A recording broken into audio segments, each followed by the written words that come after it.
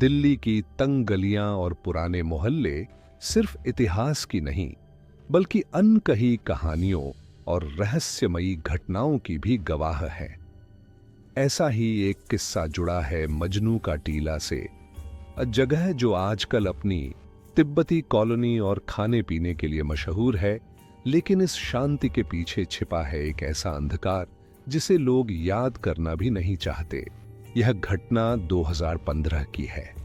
रितिका वर्मा, जो दिल्ली यूनिवर्सिटी की छात्रा थी, अपने दोस्तों के साथ मजनू का टीला में एक कैफे में रात का खाना खाकर लौट रही थी।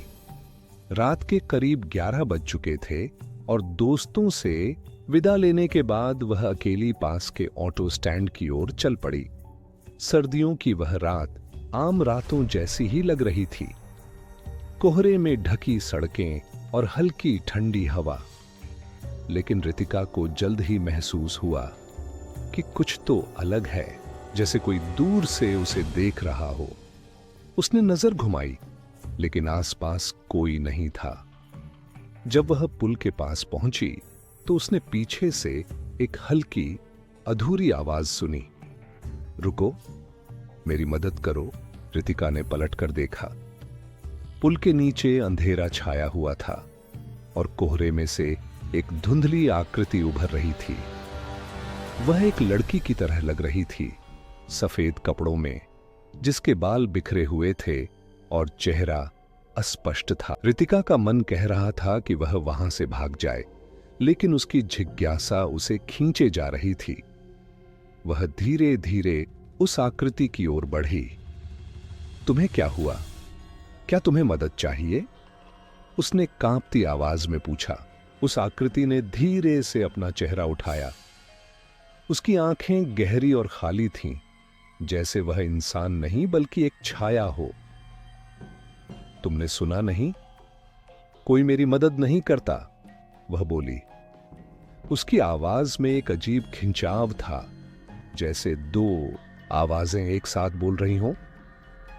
डर के मारे रितिका पीछे हटने लगी, लेकिन जैसे ही उसने पलटकर भागने की कोशिश की, उसने महसूस किया कि उसके पैर भारी हो गए हैं, जैसे जमीन ने उसे जकड़ लिया हो।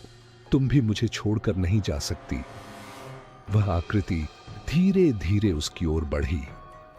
रितिका के गले से चीख तक नहीं निकल पाई।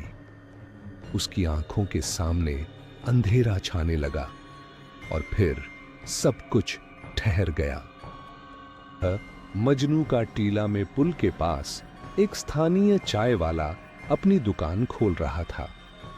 तभी उसने देखा कि पुल के नीचे एक लड़की बेहोश पड़ी थी। उसके कपड़े गीले थे और उसकी हथेली पर खून के निशान थे। वह डरते डरत पास गया और उसे होश में लाने की कोशिश की। रितिका ने धीरे धीरे अपनी आंखें खोलीं। उसकी आंखों में गहरा डर था और उसका शरीर कांप रहा था। वो लड़की, वह बस इतना ही बोल पाई। चाय वाले ने पुलिस को बुलाया, लेकिन रितिका ठीक से कुछ नहीं बता पाई।